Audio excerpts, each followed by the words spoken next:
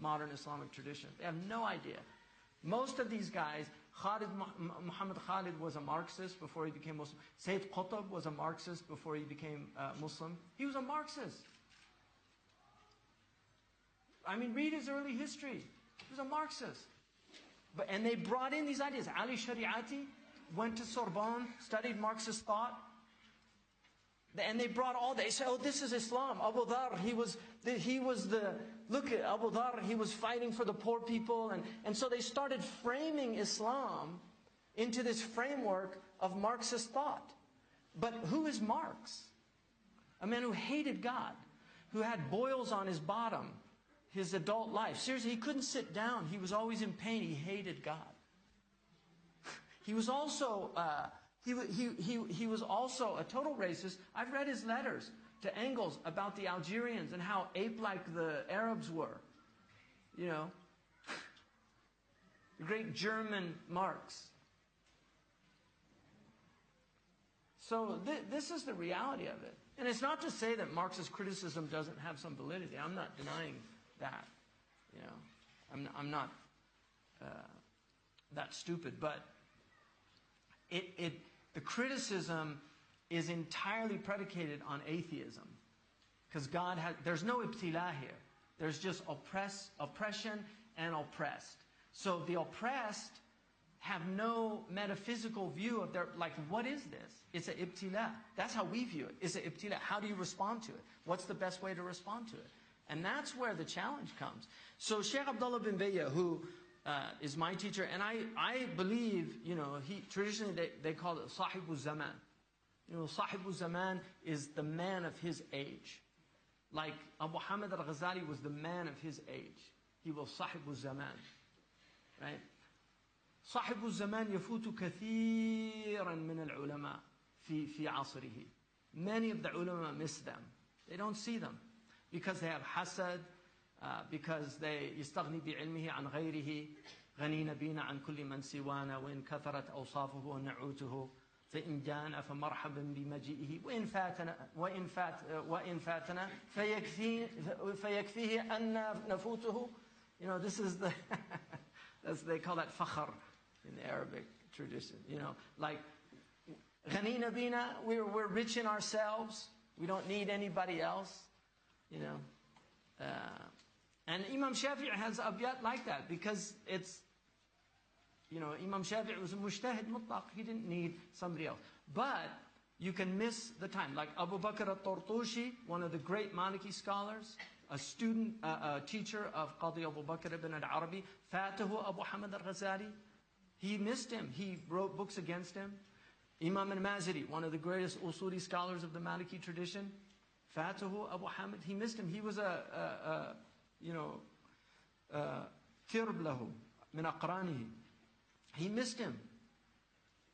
So people miss the people of their time. Shaykh Abdullah, in my estimation, Sahibu Zaman.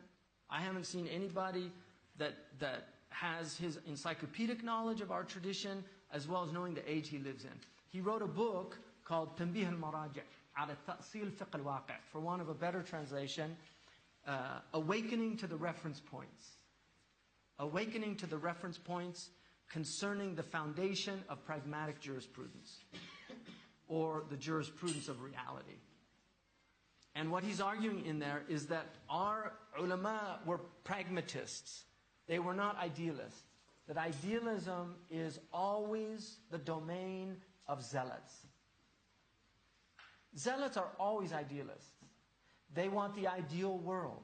They want to eliminate evil. They want to make sin illegal.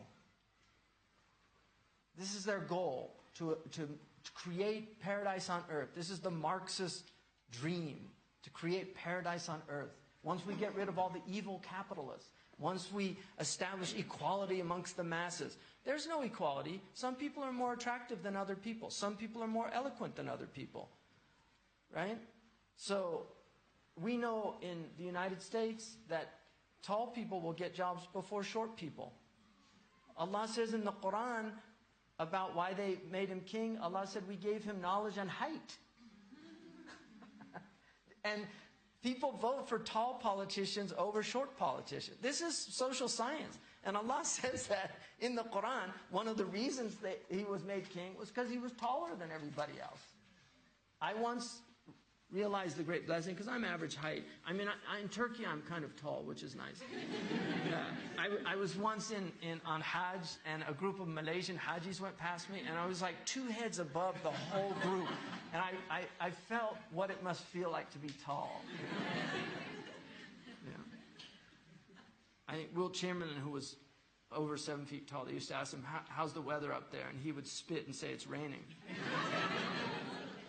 So you can be too tall, where it becomes a little freakish.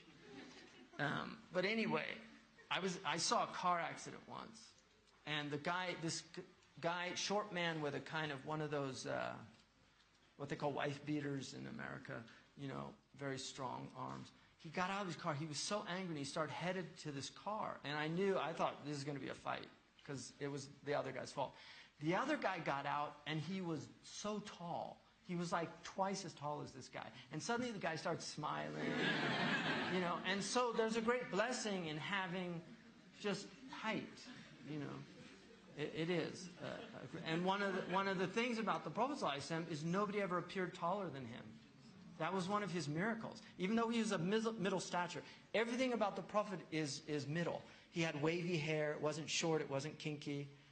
He was of moderate stature, right? His skin was neither pasty white nor was it dark. It was a middle. It was like the harvest moon. It had a kind of reddish tone to it. What they call azhar al-lawn. Walam yakun amhaq. You know, he was azhar al-lawn. He had a middle tone. Everything about him was so he was of middle height. But lam yutawilhu sahibuhu. Whoever was with him never appeared to be taller than him. He always, and they know that people of stature will always appear to be taller because stature gives height.